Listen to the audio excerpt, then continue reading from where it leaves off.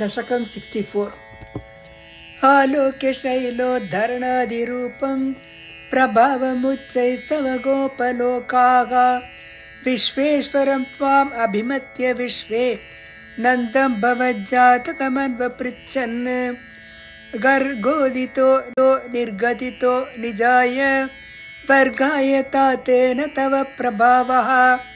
पूर्वादिकस्वै अनुराग एषाम् ऐधिष्ठतावत् बहुमानभारः ततोऽवमानोदित तत्त्वबोधः सुराधिराजस्य दिव्यगव्या उपेत्य तुष्टावसनष्टगर्वः स्पृष्ट्वा पदाब्जं मणिमौलिना ते स्नेहस्नुतैः स्वां सुरभिः पयोभिः गोविन्दनामाङ्कितमभ्यषिञ्चत् ऐरावतोपाकृतदिव्याङ्गापातोभिरिन्द्रोऽपि च जातहर्षः जगत्त्रयेशे त्वयि गोकुलेशे तथाभिषिक्ते सति गोपवाटः नाकेऽपि वैकुण्ठपदेऽप्यलभ्यां श्रियं प्रपेदे भवतः प्रभावात् कदाचिदन्तर्यमुनं प्रभाते स्नायन् पिता वारुणपूरुषेण नीतः समानेतुमगाः पुरीं त्वां तां वारुणीं कारणमर्त्यरूपः ससम्भ्रमं तेन जलाधिपेन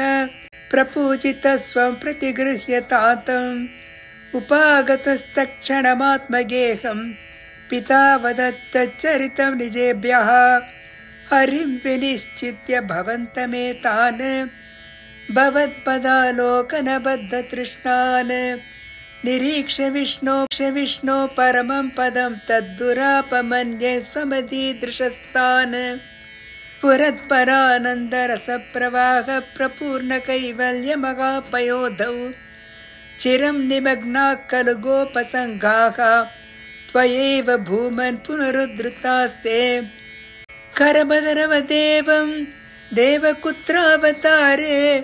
निजपदमनवाप्यं दर्शितं भक्तिभाजां तदिह पशुपरूपी